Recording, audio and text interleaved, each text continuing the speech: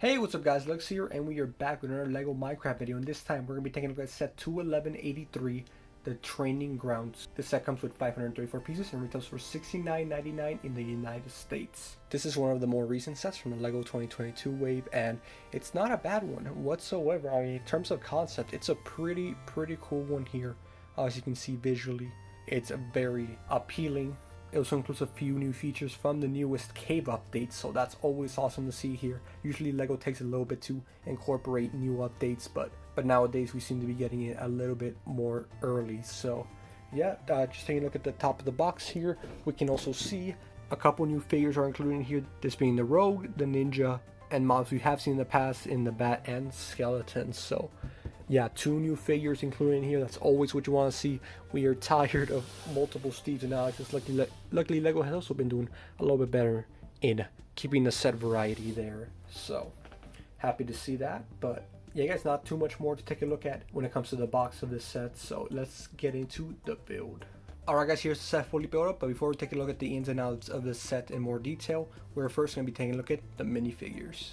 Alright guys, starting off here in no particular order, we have the Rogue, as the set refers it to. So it's pretty much a purple ninja here. It does come with an obsidian sword accessory, so that's a pretty good accessory to get. Obsidian tools have been more. As you can see here, it has a good amount of detail in the chest and in the face. Obviously the face just covered up his mouth.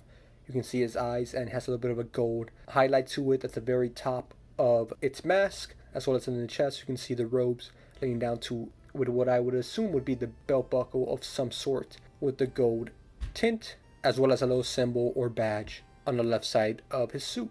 If we take a look at the back, we can see a little bit out. I've seen this in Ninjago a couple times. I believe it's like a sword hilt to have in your back just to hold your weaponry, but at the same time this could just be an extension of the suit, just another symbol, and not a bad one at that, also with the gold highlights. So I do like that, and we also obviously get the continuation of the black belt in the back as well. Not much more detail on the back of the head or the legs, but that's to be expected with LEGO Minecraft figures. So this is still a very nice one to get. And new figures are always welcome, especially if it takes the spot of an Alex or Steve. So a very nice one to add to the collection. Moving on, next up here we do have the Minecraft skeleton in Lego form. We've seen them, we love them. It's a great figure to get multitudes of, and they do include one here. I think it's a fine inclusion. They do need enemy to fight technically, and there's a little bit of a cave, so you would expect some sort of opposition if you are building in a cave and forget to light up a certain area. That's where the skeleton comes in, it spawns in, it gives you trouble, one of the most annoying mobs in the game. And that's the point to have the ninjas go up against specifically. But anyways, it's, again, we've taken a look at this figure multiple times before in the channel. It hasn't changed since its release, and I don't think it really needs to change.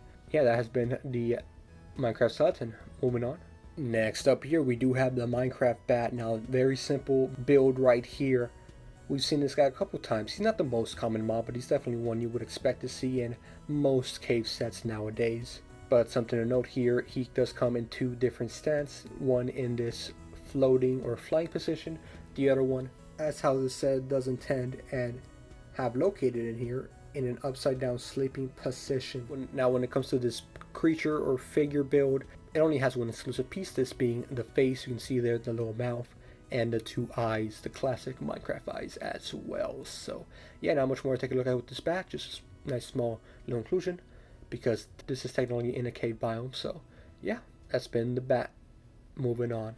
And last but certainly not least, here we have the Ninja minifigure. Now you could argue that the purple ninja is a little bit more desirable / more appealing to the eye, given that we've seen many ninjas in the past, like not just in Lego but in media. You can see them in red and black color schemes. It's a very common color, but what makes this one stand out is that this was actually a fan voted minifigure from the first Lego Con. Now Lego Con already happened this year, and they did another fan vote for a specific Lego Minecraft minifigure to be included in next year's set. So that's what they did with this figure. It was voted in the first Lego Con, and they released the figure in this set right here. And I mean, if we look at history here, it looks like they did make a set that revolves pretty much around this. So I'm wondering if they will do the same with this next upcoming figure. But anyways, a very neat figure nonetheless. It does come with an enchanted bow accessory. Not to mention, this ninja is sleeveless, unlike the other one. It's like pretty much fully covered up in its clothing. This one has some sleeveless, and I think that definitely looks better. In the back, you can see the red and black detail continues on in the back with a little bit of a crosshair as the design. So I do think I prefer this ninja style more. I mean, it's a classic. We've seen it multiple times, and I mean, it works for a reason.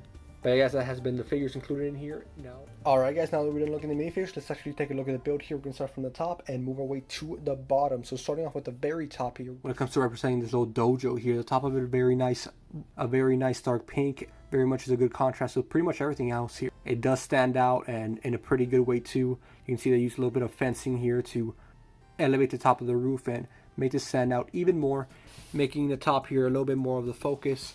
But once you move down into like the entrance of the dojo, you can see that there's still a great bit of detail here. Now, something I will say that kind of bothers me from this set up here is the fact that you see this is not very much, it isn't very even. You would imagine this darker grass patch would be more equally aligned to the entrance of this little dojo here, but no, it isn't. This is how it's meant to be built in the instructions and things like that. So it kind of throws me off, especially when the differences of extension from the sides are very obvious as well. But yeah, that's some design flaw. It's not really a flaw necessarily, since I guess that was, since it was intentional by the designers, it just doesn't sit with me very well. It definitely triggers my OCD a little bit. But looking at the front here, we can see the very nice detail, the use of window pieces to represent like the walls of the dojo. It is very reminiscent of like what you would typically see in, you know, typical dojos from the Asian region. We've got pillars here holding up both the roof and a little bit of cover here. Back here we do see a little bit of the windows, moving this tree out of the way, being made out of the birch fences, and we have a tree here growing with what appears to be some flowers. Now this could be a reference to the trees you would find above luscious caves to indicate that there's a lush cave underneath it. That is a thing in game, but it usually has some like orange berries or flowers in it. These are purple. Guessing this is just a little bit of a creative design, given that these trees are probably more common in areas where you would find dojos, right? But still a very nice looking tree, very nice and easy build. Moving on to the right, on this side we do see a little bit more of an extension to the side. We see a bamboo tree as well as some orange flowers growing on the side. A lot more to see on this side. But speaking of, if we take a look at the back, there is a fair bit to take a look at here. So starting off with, right as you enter the doorway, you can see a table with a cookie on top of it. So, you know, you enter, you get a nice little snack to greet you. Never bad here. We do also have some lanterns hanging from the ceiling. These being the blue lanterns. They don't emit as much light as the regular lanterns. However, it's still a very nice decorative piece, and I guess it makes sense to why we can't see too well in there. Continue on, we do see a orange bed next to a crafting table, and alongside and also next to the bed we also get a speed potion. I'm gonna assume it's a speed potion here.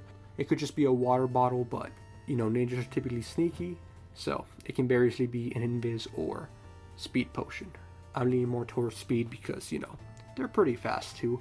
A nice little feature here is that you can see here it's just kind of wobbly, and that's because it's actually a trapdoor. So we see here next to the cherry blossom tree, if we pull this out of the way, it actually makes the trapdoor activate, and you end up falling into the lush cave, which we will take a look at here in a little bit. But if you just push it forward, it just comes back up. You don't even have to readjust it yourself. So very nice and easy, super simple process, and a nice little feature there, and most importantly hidden away to where it won't really bother you. But that is going to do it for the top portion of the set. Now we're going to be moving down to the bottom. As we can see here, the bottom definitely has just as much to offer as it does the top. So yeah, let's get into it. We're gonna start off from the left and move our way to the right. So moving our way to the left here, we can see that there is a vine. There's meant to be a way to get down to this luscious cave using some natural vines, just to prevent you from taking any fall damage. There's also a water pool down here, so you can just straight up jump in that if you really wish. So a cool natural way to get down quickly. We do see a slight variation in the grass down here. Very nice to see. It's not always the same, especially depending on the area you do run into. But taking a look at the back a little bit more, right behind the vines, we can see just a little bit of an extension of what would be the cave that we are taking a look at right now. Moving our way to the right, we can see some of the fruit you can find in the lush caves. Is it a great food source? No, but hey, if you're starving down there and really don't want to munch on some rotten flesh or spider eyes, this is a good or decent alternative. Something I do wish they included in here were some axolotls, since this is typically where you would find them. Luckily we did get them in a previous set this wave, so that makes up for it, but you know, would have been nice to see one here, though I'm not complaining because it did make that other set that much more worth it. Anyways, moving along, you can see here they already set up a little bit of a base down here. We see an armor stand with some diamond gear, so they're already stacked up, but they really just want to show off their ninja skins, which I definitely respect. Obviously we have the skeleton here. It can't survive on the surface, but it can very much survive underneath here, away from the sun. We get a little bit of a flower bush down here. More things you would typically find around lush caves, just high amounts of vegetation and some pretty ones at that. Moving the figures out of the way so we get a little bit of a closer view of what's inside of here, we do have a composter, which Lego loves to keep using to hold weapons in, and it makes sense. It looks like a bit of a crate or a barrel, if you will, which, I mean, at this point I think Lego's just trying to represent this as a barrel, but obviously it can be used as both. It's a very versatile piece, if you may. Anyways, there's a gold sword and a diamond pick sticking out of there, so some tools ready to go. Just thinking of how I'm going to recreate this in Lego. That is going to be the hardest thing to transfer over, but we always find a way. Anyways, in the back you can see more of the fruit you find in these lush caves. Moving all the way to the right, we can see a ladder also as an alternative to get down here to these caves, and another way to get back up. So they have multiple ways. Whichever side of the dojo they're at, they just take either path, whichever one is more convenient, so that's fine. We can see they have some unmined iron and coal here, that which they can always access, and is a reason that they include the diamond pickaxe in here. Another thing to note is that there is a bat here sleeping upside down.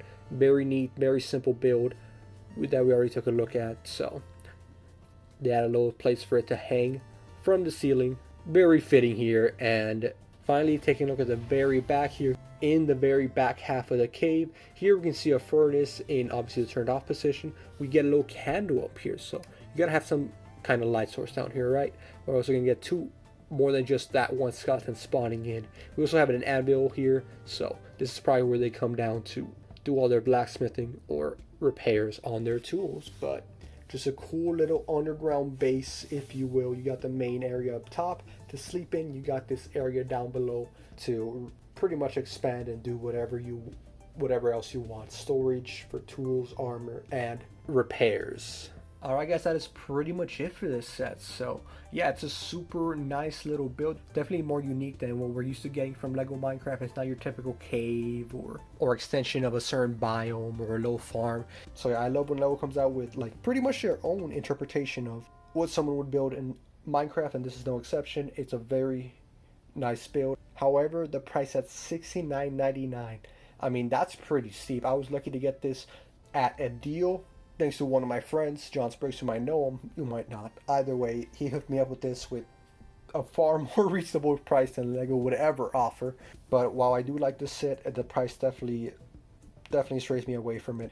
I very much consider not picking this up at all, even if it was a Lego Minecraft set, which I typically plan on picking up all of them. But you know, if a set's expensive enough and I don't see too much value in it, that would stray me away. And well, a little bit of a cave, which we typically see in Minecraft, with a small little dojo build, nothing too insane, isn't enough to warrant that price point in my opinion.